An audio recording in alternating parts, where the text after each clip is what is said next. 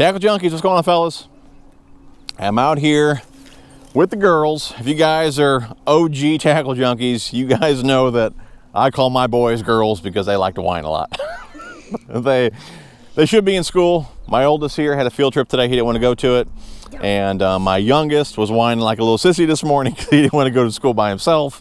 So I got them both today. So they're both playing hooky, but hey, they wanted to go fishing with dad. That's not really a bad thing. So today I want to show my oldest how to use a baitcaster. Now I've done a video, a pretty in-depth video on this subject in the past. One of my more popular videos, I'll link that down below.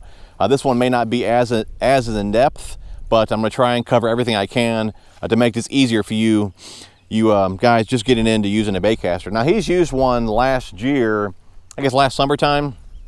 He'd use a spinning gear while we were out fishing, but when we were done, we'd go in the middle of the lake. I'd give him a baitcaster, let him make a few casts and all that. And he was supposed to practice all winter, but I think he was really busy doing what, man? Playing Fortnite. Playing Fortnite. So Fortnite kind of took rank over fishing somehow. Anyways, we're out here today. Hopefully he can master the baitcaster today. I just want to give you guys a few tips if you're just getting into, like I said, using a baitcaster. The first one, which I think really is the most important, which I think is really overlooked, you never hear anybody talk about it. And if I said it once, guys, I've said it a dozen times. You got to match your line to your lure weight to your rod. And that's really, to me, the most important, because let's say you got on a 20-pound test and you only have a 3/16 ounce lure on, and you got a heavy power rod that doesn't load till a 3/8. That is a big disaster is what that is. You don't have enough weight to load the rod.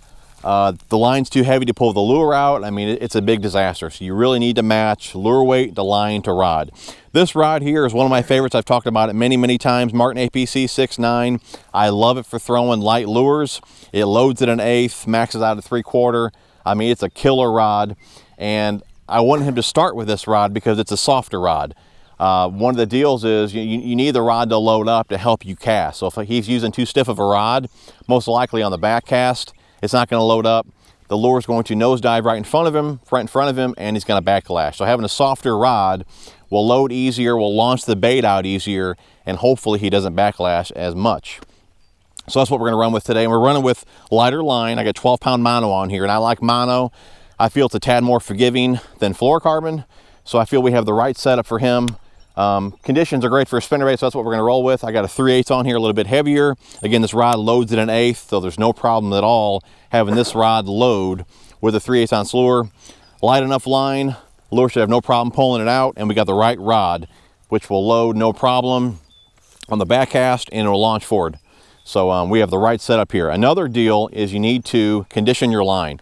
A lot of you guys think it's a bunch of I don't know what. A lot of you guys don't believe in line conditioner, but I can tell you over the years, if you're not conditioning your line, you're hurting yourself. I've used KVD line and lure for the longest time. I just started using Real Snot this season. I've only used it a few times. You'll see in one of my earlier videos, I put on way too much. It's very oily, and really you only need to put on a couple squirts. And after doing that, really it's good. I've used it for, like I said, the last few trips out, and I can spray it during one trip and don't even need to spray it the next time. I mean, it really stays on your line a long time. But all you need is just a couple squirts. 1, 2, and that's all I'm putting on there. This really penetrates your line much deeper than the KVD line and lure. All right, so we have the right line, right lure weight, we got the right rod. The line is conditioned. Okay, that's where I would start. That's the main thing right there, dude, all right? Yep. Then it's gonna be your skills, which are a little iffy. All right, now as far as setting the reel up, this reel here only has pin braking, just like the 13 fishing reels, and I have it set on 5. If you guys can see that right there. Okay, it's on 5. Normally I keep it on 3 for myself. I put it on 5 for my son here. Now the next thing would be adjusting your tension knob. Now you can see here it's dropping pretty fast. For him, I'm going to make it pretty tight to where really it doesn't really drop at all. Let's get a little looser than that. Okay, if you shake the rod, it'll drop. And the reason I'm making it tighter, normally if you watch my old video, I want the lure to drop, and when it hits the ground, the line stops coming out. That's normally where I set it. But for him, and really kind of what I suggest too, you want to make sure that when you cast, you really load it up and you launch it out. If you just try and barely cast it and you have your spool too loose, that's a backlash, okay? So what I want him to learn is, this being extra tight, that he really needs to cast it hard to get it to come out. So when you do loosen it up, you're already used to making a hard cast and you won't backlash as easy.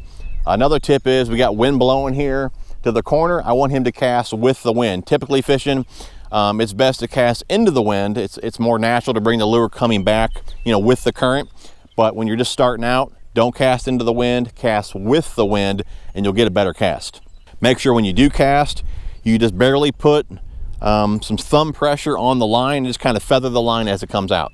But I have this tight enough to where I feel, let me make a cast with this here, to where I feel that he shouldn't have any issues. Let me go and show you something else. I'm going to make a cast, set my drag just in case we do catch fish. Okay, I'm going to make a cast. Mike, watch out, but I don't hit you. I'm going to make a cast and not thumb the spool just to see if it does backlash. You guys see that? Let's do it one more time. So I just made a good cast, and he shouldn't have any issues at all getting the feel for a bait caster when I have it that tight and it doesn't backlash. So let's try it again. Cast, I'm not thumbing the spool. Good cast, no overrun, no backlash at all, okay? Now as he gets the hang of it, is when he can loosen up that tension knob to get more distance. But just starting out, I feel that right there is a perfect setting. So we got plenty of brake on, tension knob is tight. Then you see I didn't even need to thumb the spool. So all you have to do is use those muscles and make a cast. Now another deal is to make sure when you cast, watch out Mike, where you at? When you cast, follow through like that, okay? Follow through. Don't nosedive. Again, no overrun, no backlash, nothing, okay? But follow through, because if you stop, let me go ahead and show you. I'm not actually going to cast it out. But if you stop up here, like if you make a cast, you stop up here, that lure is just going to nosedive down in front of you. If you do have your spool loose, that's a backlash. So again, make sure you follow through. Ben? Yeah. Ready to do it? Yeah. All right, dude. I think so. Let's not be scared. Make a cast. Okay. Okay. All right. All right. Then now watch. No, something else I want to mention too. I keep thinking of little tips. When you cast, don't cast. Okay, when you hold your arm like this, okay, your wrist doesn't want to go that way. Yeah. See what I'm saying? Yeah. It's best to hold it like this. So when you cast, it is more natural, I think. Yeah. I think when you're like this, you know, it is better when you turn your wrist. You just have more motion that way. Yeah. The line that you leave down here, leave maybe, I don't know, 12 inches to 18 inches or so. That's a good amount of line right there to leave. You don't want to have it all the way up to your tip, and you don't want to have it like that, and you don't want to have it down too far. 12 to 18 inches or so is about perfect. That helps it load up. Again, you get a nice good cast with that. Should be able to do it, dude. All right. All right. Cast this way again. The wind's in your back. Oh gosh. There you go. Again, we're not looking for distance right now. We're looking for the technique. And once you get the technique down and you get comfortable with it, we loosen up that tension knob and he'll be able to bond that lure out. There you go. That's good enough. Don't hesitate. Now you're getting a lot of distance, I should say, a lot of air, I should say. So just your release needs to be a little bit later. You're releasing a little bit too soon, which is making it go higher. So if you release down here more, you'll get more distance on the cast. That was pretty good. Not bad. Again, guys, we're not looking for distance. He's just trying to get the feel for it. And once you get the feel for it, you're in there, dude. There you go, look at that. And see, that's more than enough cast or more than enough distance to be able to catch fish. But see that? Even then, we're not getting any backlash at all. I want you to throw it out, dude. Do not thumb the spool. Hold on, Mike, watch out, bud. What do you mean do not thumb the spool? Meaning don't even put your thumb on there. We have it set up to where you don't even have to. Go ahead. See? Yeah, you're right. No headache, nothing. Nothing. And so you can just cast it just fine. But you get a little bit better, more experience, you loosen up that tension knob, then you can thumb the spool and you get a little more distance. Look at that cast, dude. That's... Dude's a pro. Thanks, Dad. Or should I say tackle junkie? Getting the hang of it. And all you're trying to do is just get the feel for it. I'm getting there, Mike. You got to think, if you're out here all day long, just cast after cast after cast, it's all it would take is one day, and you'd get the hang of it. Yep. Uh-oh, man, I might have some competition on the water now, dude. So boy can handle a baitcaster. I mean, you should spin a reel. Mike, you can forget it, dude. You're sticking with spinning reel. You can forget it. All right, Dad, watch out. Hold on, you're making a big old cast here. Long cast. There you go, look at that one, dude.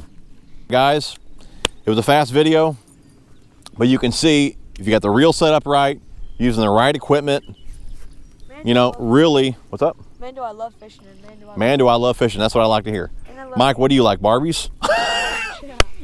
Oh, you really get this. But guys, yeah, that's what I wanted to say. You know, if you're set up right, you got the right equipment, you shouldn't have any issues. You should not be scared to use a baitcaster. Again, it's, did you? No. It's all about setting it up right, using the right equipment, and you are good to go. Again, he only made 20 casts or so, but he's got the hang of it. He's getting the technique. He's getting the feel for it. Little by little, he can loosen that tension knob, get more distance, and really learn to thumb the spool. But if you set it up like that, no worries at all. He's good to go. He can have fun, and you don't have to worry about him all day long while you're trying to fish. But one thing I want to point out too, you notice when I'm trying to teach him, there's no rod in my hand. You don't want to aggravate yourself trying to fish and trying to help him as well. Let him or help him figure it out, then you both can enjoy fishing together. So there you go, dude. He's got it. This guy's a natural right here, guys. Michelle, come say bye, man. Close us out. See you later. Hope you guys enjoyed the video. Thumbs up if you liked the video. Thanks for watching. We will talk to you soon. Peace out. Peace out. Peace out. Wait. Let's dab it out. Oh, hold on. Dab it out, Mike. Mike, get in view. Dab us out, dude. Hold on, I need to set this down. There you go. Here it is. Dab us out. Mike, get up in there. All right, ready? Thank you. We're dabbed out.